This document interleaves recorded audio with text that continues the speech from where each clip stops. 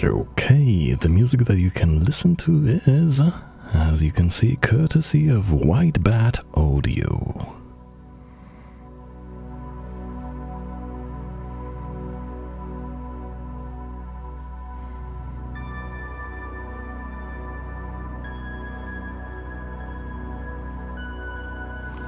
And we shall be attempting something new and not new at all. We shall be attempting some reading of old Howard Phillips Lovecraft's correspondence.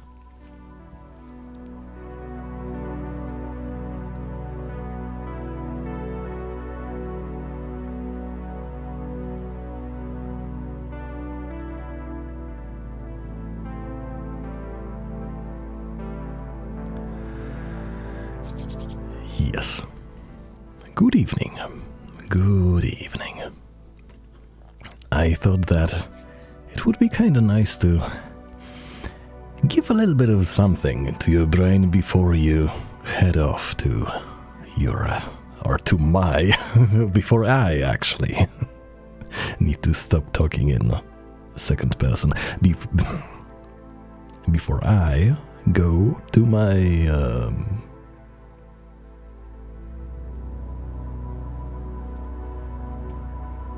there's a name for that.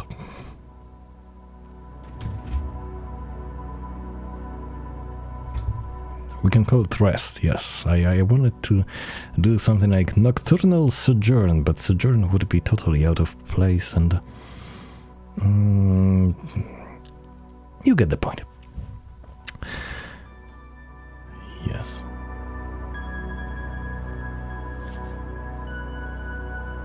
We are not beginning at the beginning, because the very beginning is right now not within my power of grabbing, of accessing. I will need to get a hold of the first tome of this collected, selected letters of Howard at some later point in time. Yes, that would be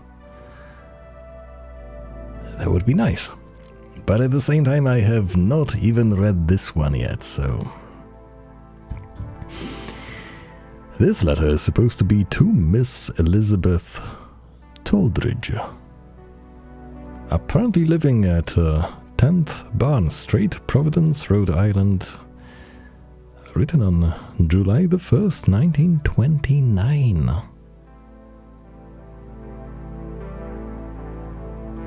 That's a while ago, you could say. Alright. Dear Miss Toldridge, incidentally, there's nothing about anarchists to be afraid of. Most aesthetic radicals are not anarchists, but advocates of some socialistic or communistic system. Yet, in any case, be they socialists, Bolsheviks, or anarchists, in truth, they are very harmless folk. Such people are simply idealists, without a balance wheel.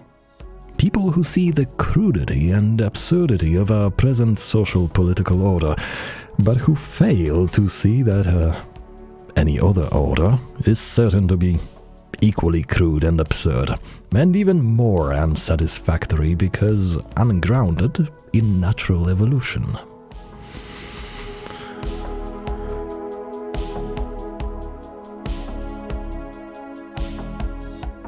They are as sincerely well-meaning as any other reformers, and like all such, are at once comic and pathetic, because of their belief in human perfectibility.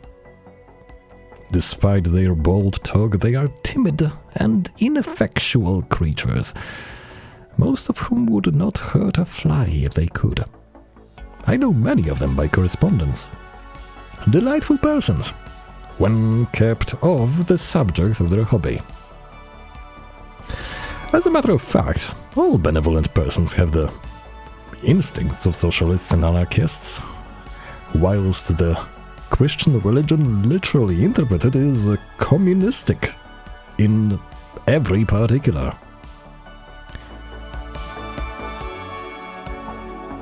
Social and political conservatism are the products of hard common sense and stern experience, of the practical and cynical side of mankind, whereby he recognizes realities instead of chasing illusions. I myself am a conservative because I am a cynic and a pagan. You may have heard the epigrammatic saying, if a man isn't a socialist before he's 25, he has no heart, and if he is a socialist after 25, he has no head. Well, that is a very interesting saying, as a matter of fact.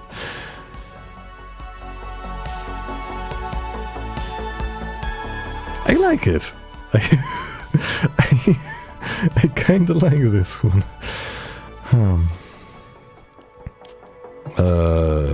That said, this is not necessarily representative of my political leanings. Yes. The real trouble with Greenwich Village radicals isn't any real radicalism, but a slovenly insincerity and cheap posing habit which merely uses the guise of radicalism as an easy way of attracting attention. Such radicals aren't dangerous, but merely worrisome, or wearisome even, and occasionally disgusting when their manners too repeatedly contravene the inconspicuous average. Once in a while, real talent crops out amongst them so that they can't be dismissed en masse, but in general, they are charlatans who thump tubs and kettles because they can't play violins.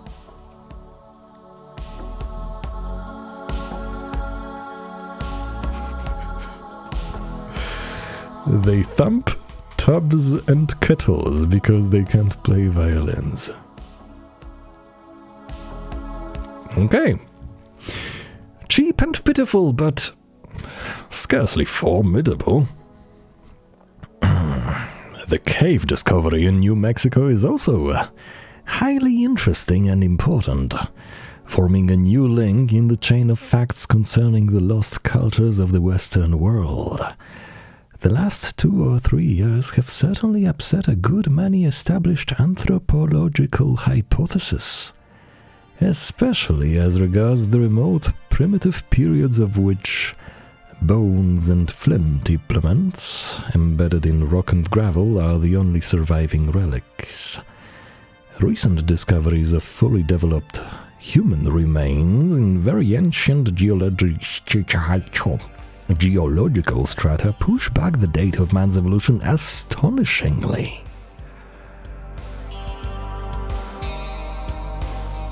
Making the existence of the race a matter of millions of years instead of the scant 500,000 assumed by conservative biologists of the last quarter century. Also, the distribution of early man seems vastly wider than at first conjectured, including Africa and America, as well as Asia. Biologists are now beginning to think that before the glacial ages, several different human species or genera, too distinct for intercrossing, existed, our own among others, and that the hard economic competition imposed by the sudden ordeal of glacier dodging brought about a struggle for survival from which only our species and the Neanderthaloid species, annihilated in Europe and Africa about 30,000 BC, succeeded in emerging.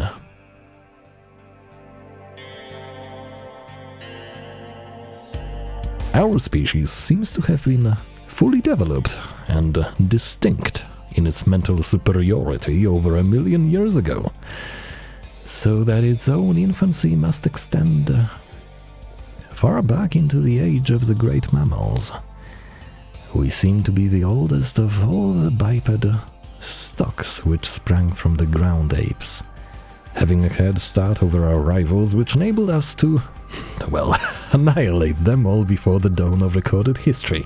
That's kind of handy, being able to swiftly pre-annihilate some opposition. All the undeveloped semi-human skulls that have been dug up are not those of our ancestors, but of other races, which existed when our species was much as it is now. Somewhere in the bleak steppes of Mongolia, under vast layers of sand and earth and other fossils, we shall probably find in the future the skeletal vestiges of the immensely remote Dawnmen, who really were our lineal forebears. The account of the lineage of the children's songs is very interesting.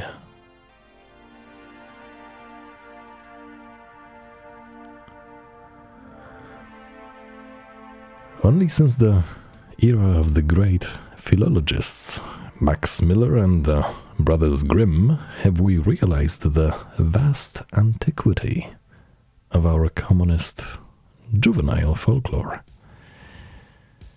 Now we realize that the greater part of our popular jingles and fairy tales belongs to the very oldest fabric of Aryan myth, so that the prototypes of many a well-known rhyme or legend of today may be found in the most primitive Sanskrit literature of India.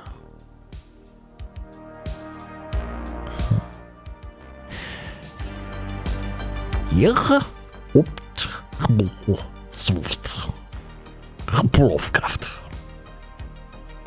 Yes.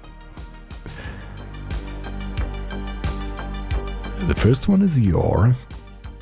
The third one is humble. The fourth one is obviously servant. But the second one?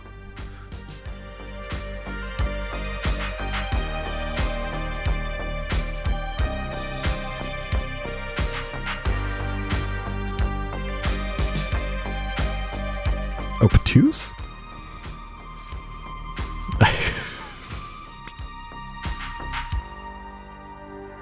I don't know. I should probably familiarize myself with these abbreviations a little bit more. One could say I should come a little bit more prepared.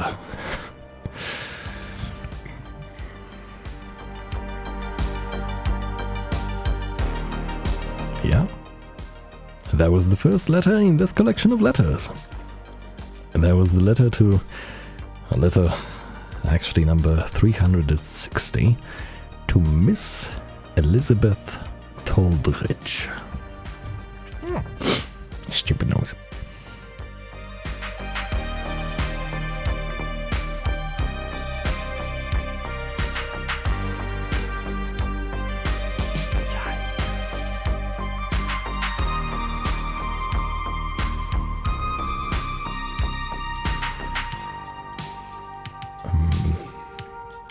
So the next one is a little bit longer than the first one. I'm kind of wondering how long do I want to go on this night. It was supposed to be a kind of a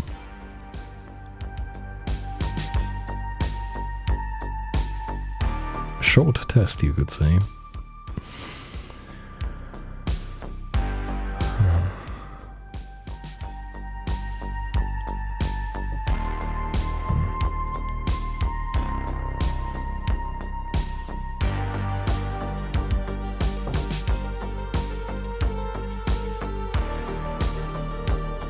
Screw it, let's go. But in the worst possible outcome, I'm gonna simply stop midway. Letter number 361 to Morris W. Moe. May. A visitation BVM 1929. Be very merry. July the 2nd. That's my interpretation. To Athenagoras Cosmocrates. To Athenagoras Cosmocrates, all hail. As for domesticity, I am no dealer in dogmatisms and blanket generalities. Some things suit some temperaments, others. I haven't a doubt but that matrimony can become a very helpful and pleasing permanent arrangement when both parties happen to harbor the potentialities of parallel mental and imaginative lives. Similar, or at least mutually comprehensible reactions to the same salient points in environment, reading, historic and philosophic reflection, and so on. And corresponding needs and aspirations in geographic, social, and intellectual milieu.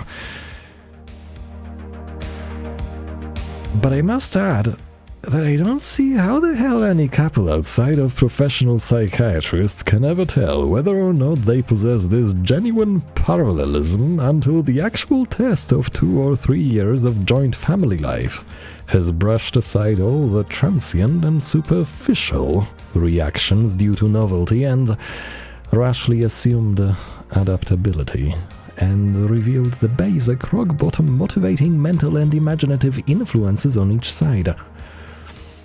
And the influences actually constituting the inmost respective personalities involved and forming inviolable nuclei of identity, whose safeguarding is the inevitable and fundamental aim of every human being's intellectual, emotional mechanism.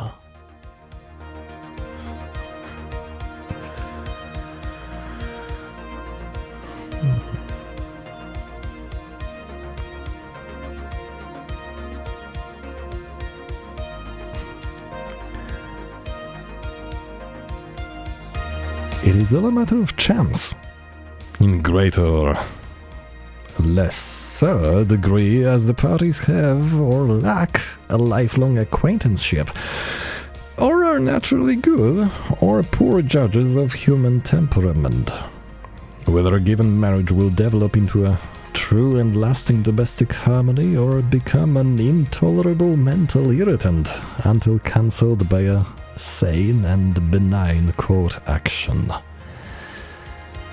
Fortunately, people are beginning to realize this as time passes and philosophic outlooks broaden, so that in most enlightened states like Rhode Island, the divorce laws are such as to allow rational readjustments when no other solution is wholly adequate.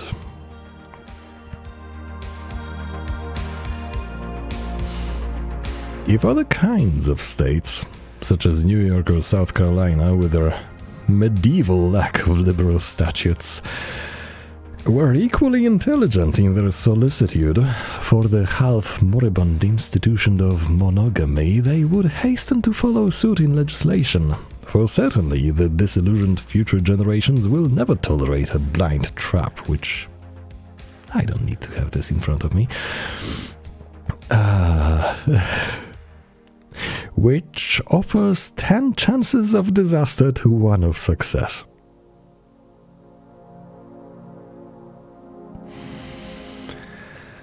If the divorce laws of a region be not sufficiently intelligent to provide for the necessary readjustment of lives misplaced in good faith, then the result will be a gradual disuse of legal marriage and an almost complete reign of that type of semi-clandestine extra-legal relationship, which has indeed already displaced the older system to some extent, yet which is infinitely less desirable from a social, political, economic, and aesthetic point of view.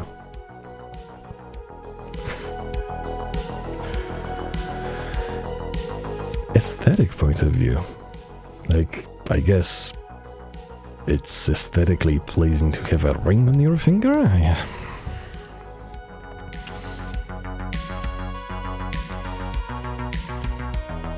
To my mind, any acceleration of this new morality is an unwise thing. Even though the new system may be the normal rule in the remote future, too quick a transition tends to uproot some of the deepest emotional anchorages of the Anglo-Saxon race, and the loss of the well-known values of domestic tranquility seems very likely to outweigh the corresponding gain in erotic normality to such an extent that the net result will be an impoverishment rather than enrichment of life as a whole.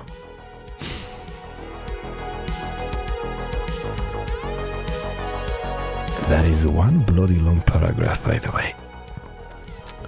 No, I am in favor of the established order. Old-fashioned marriage with its Roman regularity of registration and its wholesome absence of the element of furtiveness.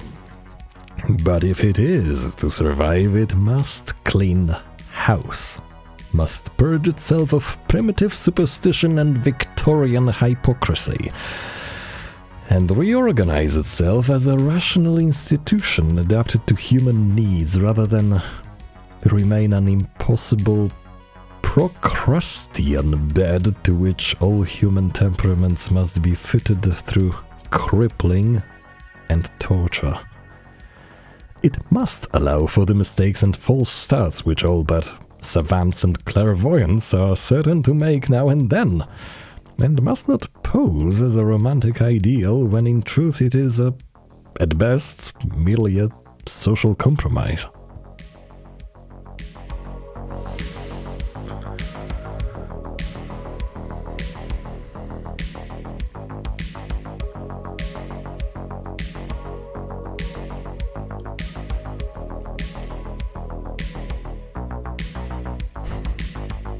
The very intelligent and conscientious Judge Lindsay has about the right idea. Marriage should aim at permanence, but should not be bound to it, especially in the case of the young and the inexperienced, with superstitious rigidity. And if any shudder at the possible abuses of such a liberalized system, let him reflect that... Let him, not them. Let him! This is copyright, see? See, kids? Yes, let him reflect that an occasionally abused system is vastly better than a system contemptuously discarded in favor of no system at all.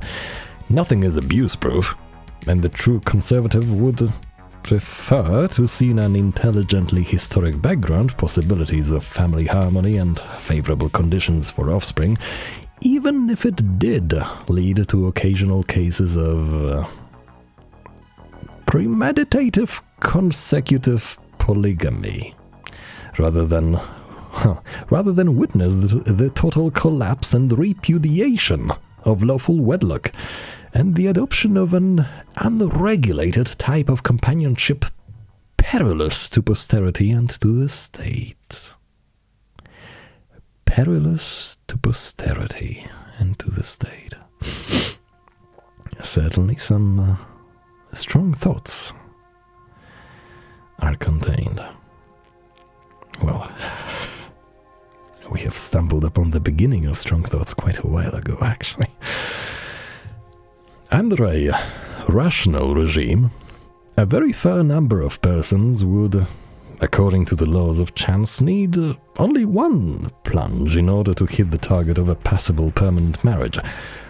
More, perhaps, would succeed at the second plunge, having learned much of their orientation possibilities from the first. Others, like Paul J. Campbell, would ring the bell only on the third shot. And anybody that tried more than 3 shots would be the sort of person to experiment anyway, under any system, or outside all systems.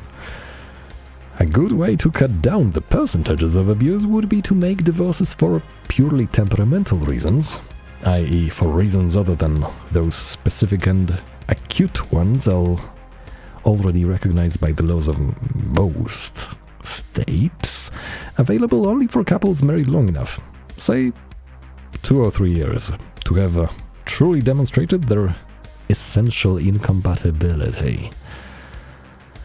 The one kind of divorce which sometimes strikes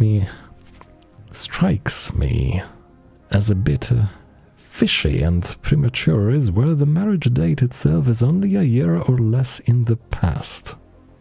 Weed these out, and there is not the least modicum of sense in denying divorce to any couple who mutually desire it.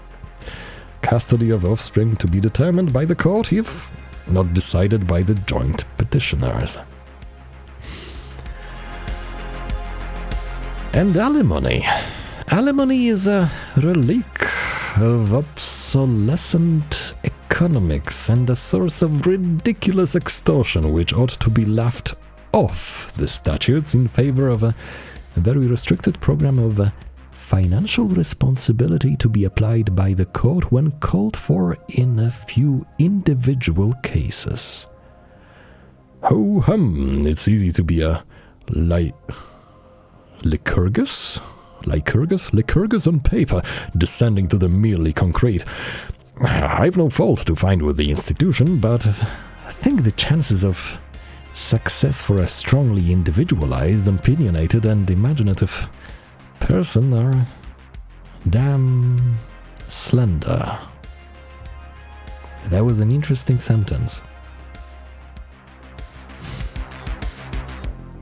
I've no fault to find with the institution, but think the chances of success for a strongly individualized, opinionated, and imaginative person are damn slender. It's 100 to 1 shot that any 4 or 5 consecutive plunges he might make would turn out to be flavors, equally oppressive to himself and to his fellow victim. So, if he is a wise guy, he lays off after the collapse of venture.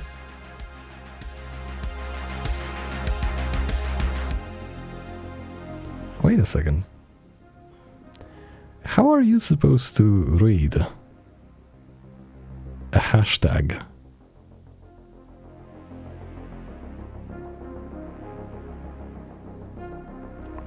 How does one read a hashtag? In the olden times, that is.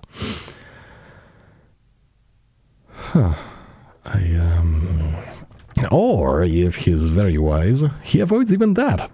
Matrimony may be more or less normal and socially essential in the abstract, and all that, but nothing in heaven or earth is so important to the man of spirit and imagination as the inviolate integrity of his cerebral life, his sense of utter integration and defiant independence as a proud, lone entity face to face with the illimitable cosmos. And if he has the general temperament that usually goes with such a mental makeup, he will not be apt to consider a haughty celibacy any great price to pay for this ethereal inviolateness.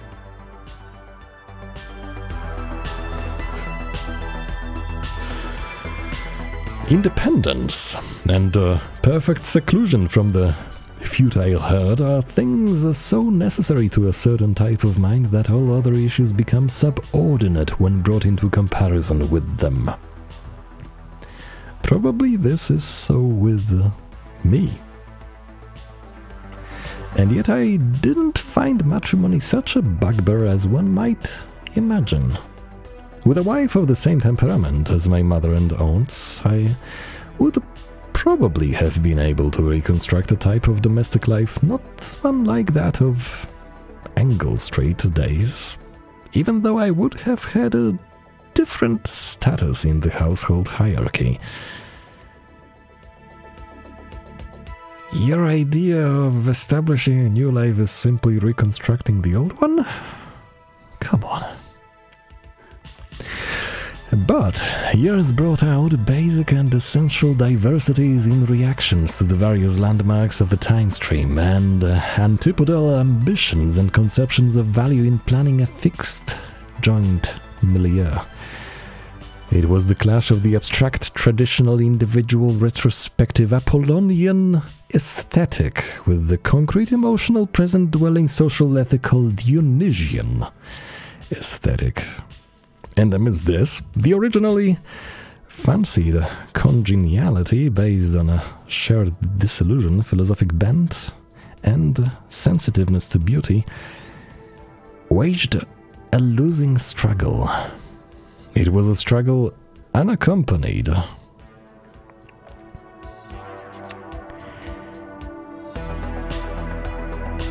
Did I get lost? Yes, it was a struggle unaccompanied by any lessening of mutual esteem, or respect or appreciation, but it nevertheless meant the constant attrition and ultimate impairment of two personalities revealed by time to be antipodal in the minor overtones and deep hidden currents that count. I could not exist except in a slow-moving and historically grounded New England backwater, and the hapless sharer of the voyage found such a prospect, complicated as it was by economic stress, nothing short of asphyxiation. Trying to exist in NY drove me close to madness. And trying to think of living in Rhode Island drove the late Mrs. equally close to despair.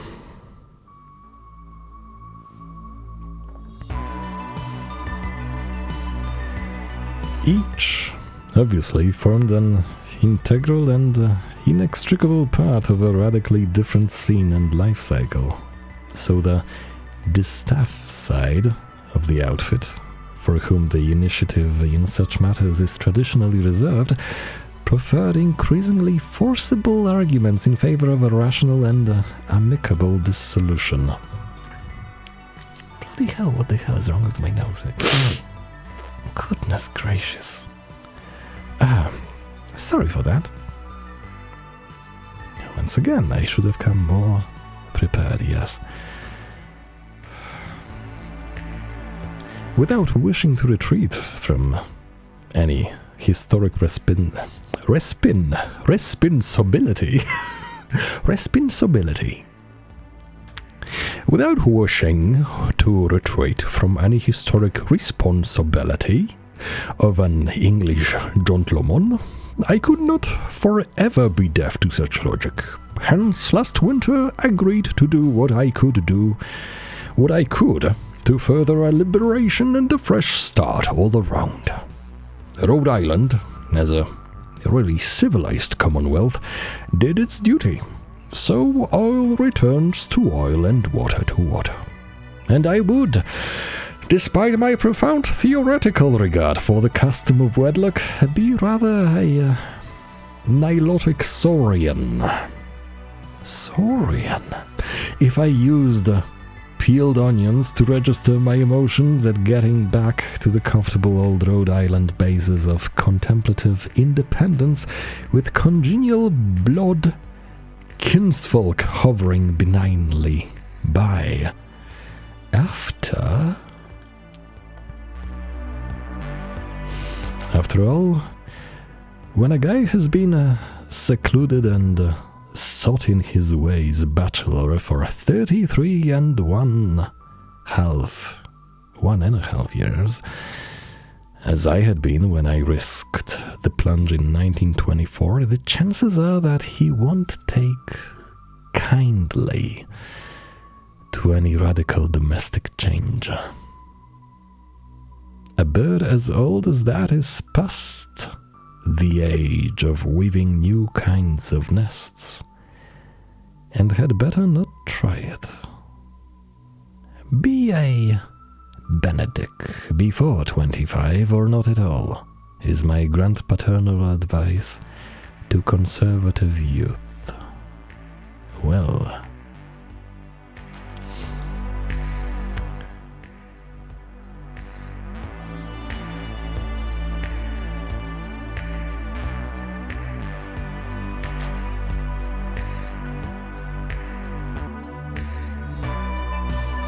Okay. That was letter... I wanted to say letter number 2, but it was actually letter number 361 from what I believe. Yes, 361 addressed to Maurice W. Moe. Also known as Athenagoras Cosmocrates. Apparently. Ihr observed law. Yes. And another one to the same person. Oh, and a short one. A surprisingly short one. You know what, for completeness sake, we might actually read this one too, right after I find some remedy for my nose. Give me just a little moment.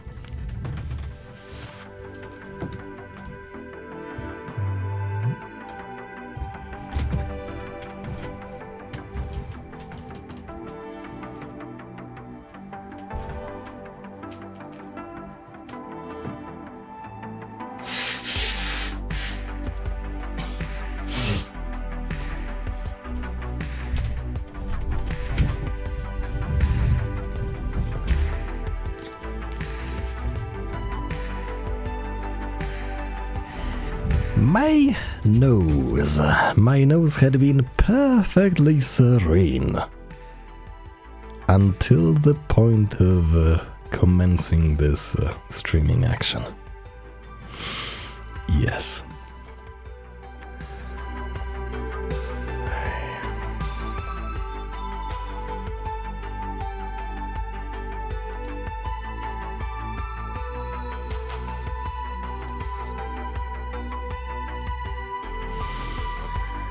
Okay. Letter number 362 to Maurice W. Moe. Written on July 27th of 1929. Pantheon of Prosody. What I am thankful for is that it is in the Georgian rather than in the Victorian past. Sorry. Slight adjustments. Yes. That it is in the Georgian rather than in the Victorian past that I am stranded. The 19th century never existed so far as I'm concerned. Its smugness, affection, decorum, purposefulness, preciosity,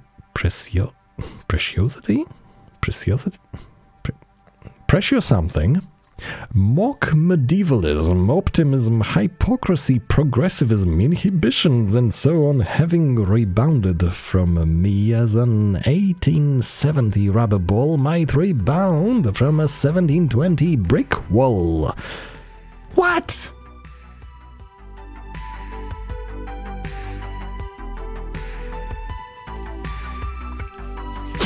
Okay.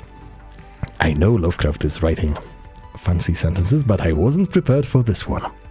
I certainly was not. Take number 2. And the 19th century never existed so far as I'm concerned. Its smugness, affection, decorum, purposefulness, preciosity, mock medievalism, optimism, hypocrisy, progressivism, inhibitions, and so on, having rebounded from me as an 1870 rubber ball, might rebound from a 1720 brick wall. My spirit is of the 18th century. My scientific information and philosophic perspective of the 20th. Of the 20th, yes. Between them yawns a void. A gulf of nightmare symbolized by French roofs, side whiskers, limbs, gentleman cows, moral purpose, bustles, elegance, unreality, and pose. Of its feelings and outlook I have less genuinely sympathetic knowledge than I have of the feelings and outlook of Tyre and Persepolis, Bactria and Sogdiana, Sabu and Palmyra, Timbuktu and the Solomon Islands. Dot, dot, dot, dot, dot, dot, dot, dot. Yes.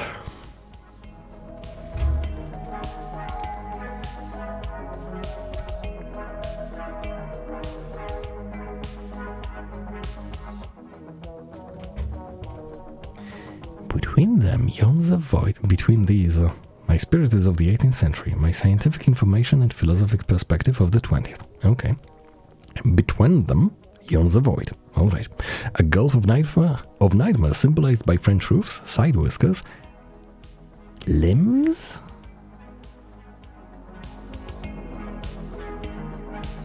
Gentlemen cows? Moral purpose? Bustles? Elegance? Very much in quotation, elegance, in quotation marks, and reality and pose.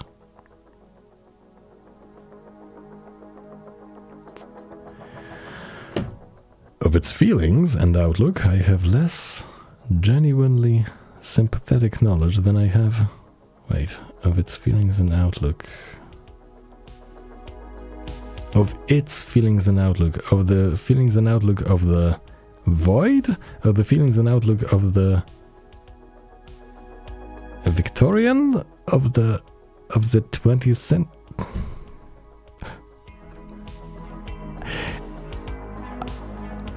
I have a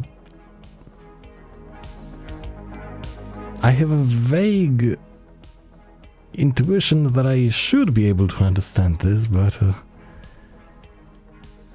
my goodness, reading these letters is going to be a little bit more trippy than I anticipated.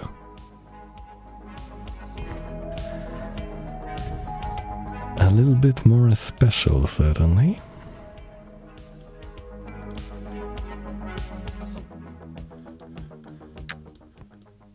Yes, and then there would be letter number 363 to James Ferdinand Morton. We didn't have this fellow yet.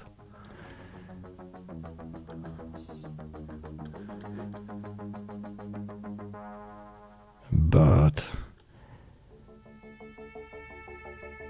we shall be stopping here, I think, for tonight.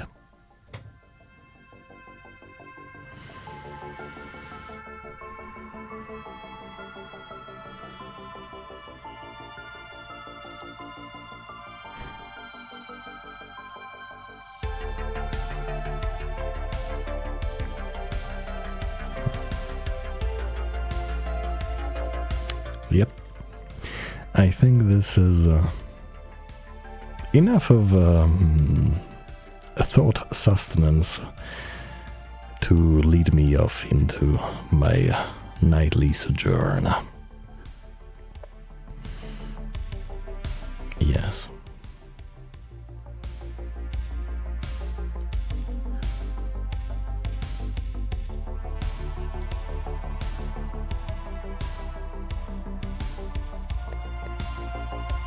So, thank you for tuning in. I hope you got something out of this, even though there was... I'm not sure if the amounts of confusion were similar, and if they were not,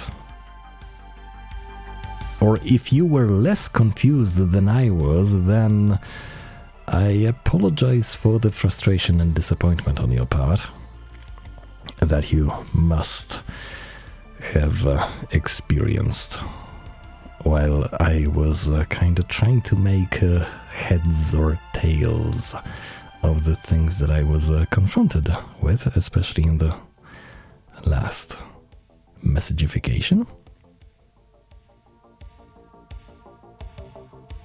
But perhaps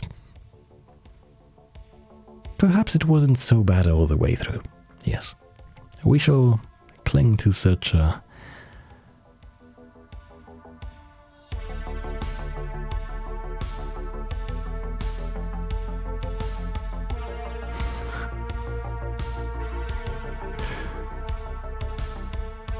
optimistic version of events, yes. OVE. Yes. Optimistic version of events. And the version of events would be VOE. We. That's also not bad.